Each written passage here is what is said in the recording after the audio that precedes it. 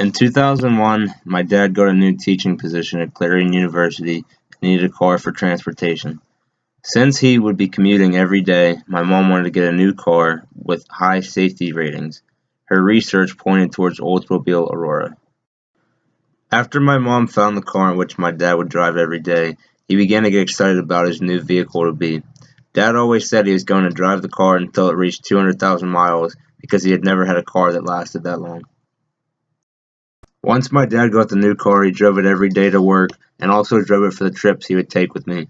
T-ball practice, fishing, and bike riding were some of the many miles this car had seen. From the first day my dad got the new car, we both fell in love with it.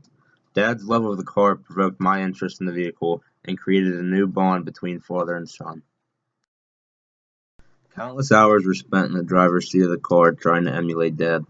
Once I was 12, Dad saw my passion and love for the car and taught me to drive around my yard. Donuts were done and the yard was torn up, but me and Dad continued to grow closer. Years passed and my 16th birthday was approaching. Dad told me once I got my driver's license, he would hand the car down to me and he would get a new one. Nothing thrilled me more at the thought of having my own first car, one that my dad had cherished. For my first driving test, my dad drove with me for 3 hours to get to the test so I could take it when I was eligible. This was because I did not schedule in advance, but it was an adventure. I failed twice before I got my license, but Dad was proud nonetheless. The day I got my license, the car was mine. My first adventure of my own was the high school football game. My first car and the thought of Dad went with me everywhere. Miles filled the odometer, and it seemed like Dad's goal of 200,000 miles was near. Over the winter, I got the car stuck on a tree stump covered in snow, and it was taken to the shop. This was the beginning of the end of the car. It was deemed unsafe to drive for numerous reasons, and Dad and I both hoped that the car would last forever. My dad and I took one final drive to the yard, as we did when I was young, to park the car behind the garage. That's where it would sit for the rest of the winter. Spring rolled around and the car sat as a constant reminder of the better part of 14 years of my dad and I's life. We both wanted to see it reach 200,000 miles.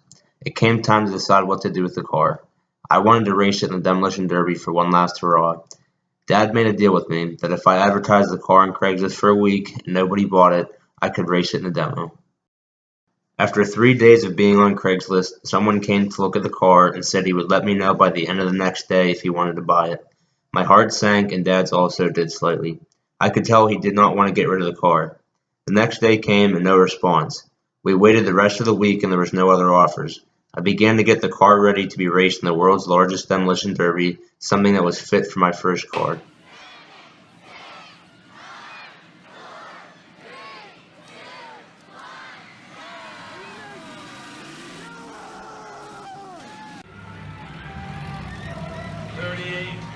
With a shot, 5 is out, 5 is out, 27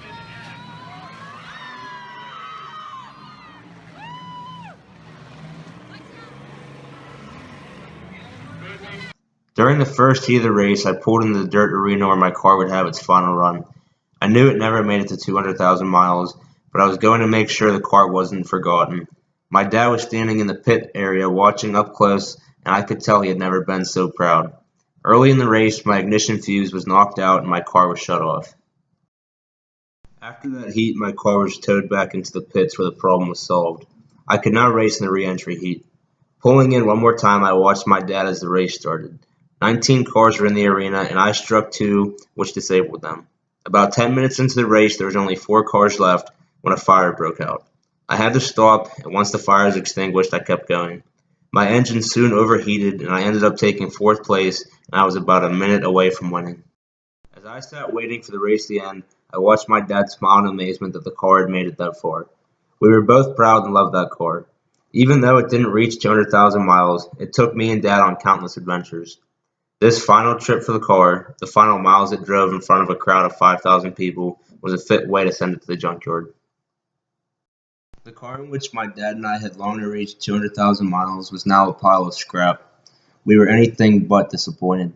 This car was a piece of our lives, and it was never about reaching the magic number of 200,000. It was a matter of a bond between father and son, and countless memories made from anything to T-ball practices to destroying the car in the demolition derby. My first car was temporary, but these memories are forever.